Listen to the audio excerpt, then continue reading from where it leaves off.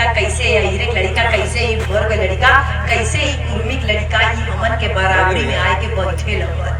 तो कुछ लोगन के रास ना आवत है कि कुल पॉसिबल भयल केकरे बदौलत, कुल संभव है केकरे बदौलत, संविधान की बदौलत। तो इसीलिए कुछ लोगों का पेट दर्द हो रहा है कि वो लोग ये नहीं चाहते कि देश में, हमारे समाज में बराबरी रहे।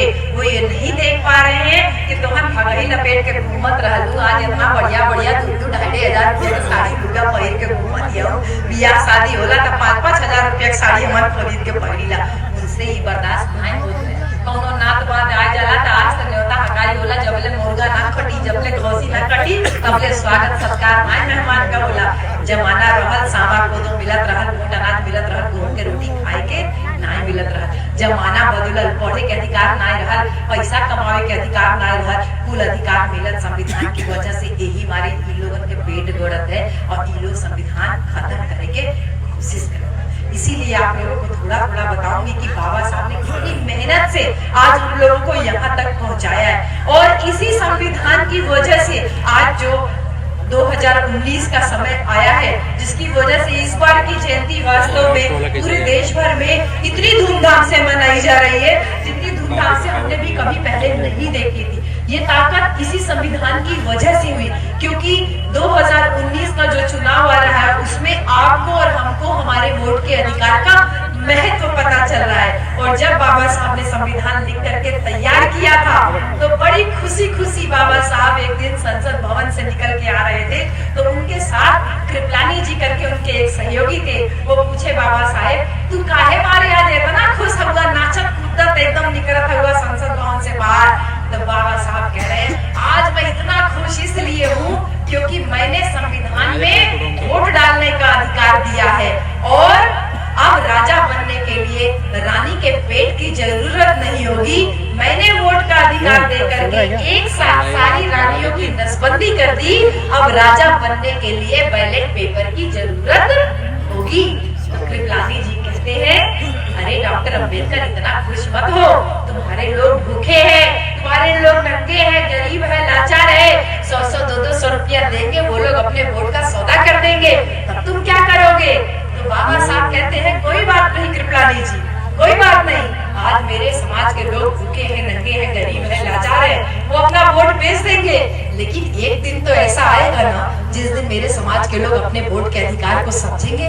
और जिस दिन मेरे समाज के लोग अपने वोट के अधिकार को समझ गए, उस दिन तुम सारे लोगों से ज्यादा गरीब कोई नहीं होगा। मेरे समाज के लोग देश की संसद के ऊपर अपना कब्जा जमा लेंगे। ये बात बाबा साहब ने कृपलानी जी को उस समय दिया और इस बात का महत्व समझाने के लिए हमारे बीच में और कोई नहीं आया। इस बात के महत्व को और किसी ने नहीं समझा।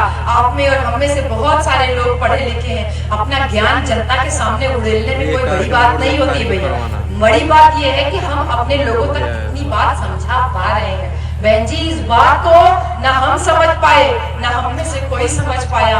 इस बात को केवल एक आदमी समझा और वो और कोई नहीं बल्कि हमारे बहुजन समाज में जन्मा एकमात्र ऐसा व्यक्ति जिसने अपनी सरकारी नौकरी से इस्तीफा दे दिया, गांव-गांव, शहर-शहर, पैदल-पैदल, साइकिल घूम करके समाज को एकजुट करने का प्रयास किया। मैं बात कर रही हूँ मान्यवर कांसीराम साहेब कांसीराम आराम से नौकरी कर रहे थे जैसे हम लोग अपनी नौकरी कर रहे हैं। उनको कुछ पता नहीं था ना संविधान के बारे में, ना बाबा साहब के बारे में। नौकरी के दौरान जिस दिन ये पता चला कि बाबा साहब कितनी मेहनत करके अपने 4-4 बच्चों की कुर्बानी देकर के भारत का संविधान लिख पाए, उनकी इकलौती पत्नी 36 साल की उम्र में माता रमाबाई हमको छोड़ करके चली गई। उनकी पत्नी का त्याग था जो बाबा साहब भारत का संविधान लिख पाए।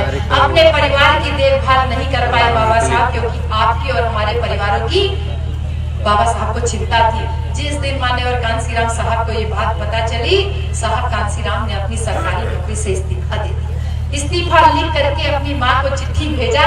चिट्ठी भेज करके उसमें 5 बातें लिखी।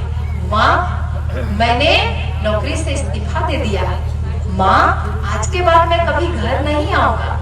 माँ, मैं कभी शादी नहीं करूंगा। माँ, मैं अपने नाम पे कभी कोई धन संपत्ति, घर परिवार, धन दौलत कुछ भी नहीं रखूंगा, जमीन जायदाद कुछ नहीं रखूंगा।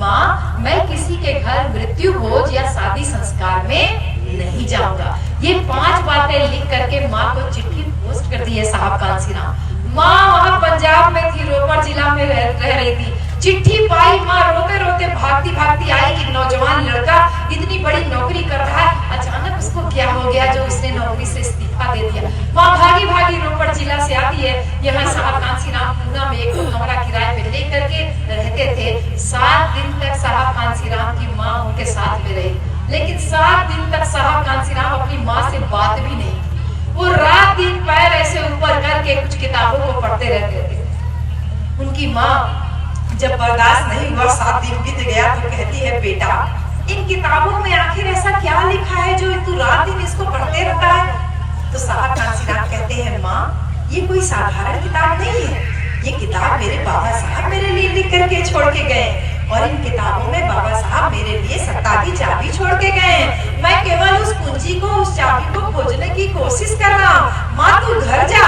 तू टाइम बर्बाद मत कर, मैं कोई घर आने वाला नहीं हूँ तेरे साथ। माँ रोती रोती वापस चली जाती है अपने घर, वापस रोपड़ जिला पंजाब। इधर साहब कांसीराम लगातार अपना इतना दृढ़ निश्चय था उनका, लगातार आपके और हमारे लिए लगातार साइकिल पैदल पैदल घूम रहे थे। इसी दौरान एक दिन की बात है, साहब कांसीराम अपने साथी आंटे जी के साथ में जा रहे थे। उस दिन ऐसा संजोग था कि दोनों के पास जेब में एक भी पैसा नहीं था, लेकिन न साहब को पता था न आंटे जी को पता था कि हमारी जेब में पैसा नहीं है। दोनों लोग एक चाय की दुकान पे रोज रुकते थे। उस दिन भी जैसे साइकिल बढ़ी, चाय की दुकान आई, आंटे जी साहब कांसीराम की तरफ देख रहे हैं, साहब साइकिल नहीं रुकी। तो आंटे जी को लगा कि लगता है आज साहब के मीट खाए के मन है, कि साहब को मीट भी बहुत पसंद था। लगता है साहब आज चाय की दुकान पे नहीं रुके, लगता है आगे होटल में रुकेंगे। साइकिल बढ़ती गई आगे, होटल भी आ गया।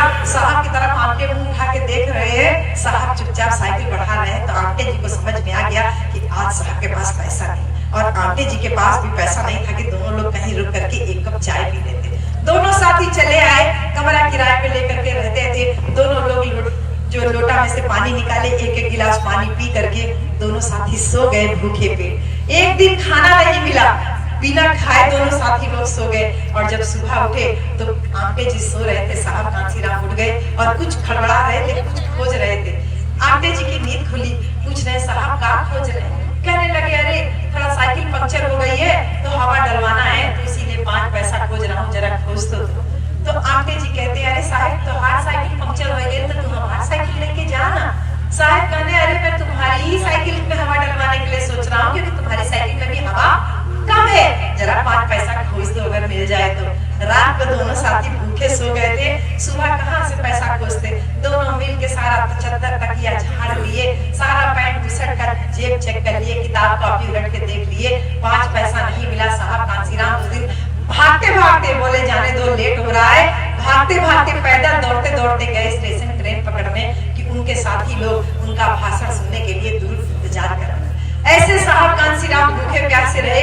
तब आज हम लोग आप लोग यहाँ बैठ करके इतना जो है मजमा लगा करके बाबा साहब की जयंती मनाने के लायक है। आज बस येवरा खाने का आपको मन करता है, लेकिन जरा एक बार साहब कांसीराम के बारे में सोचिए कि जेब में पैसा ना होने की वजह से एक कप चाय वो नहीं पी पाए। बहुजन मीडिया को मजबूत करने के लिए दलित न्यूज नेटवर्क को नीचे लाल रंग के सब्सक्राइब बटन को दबाकर दबाएं घंटी का बटन।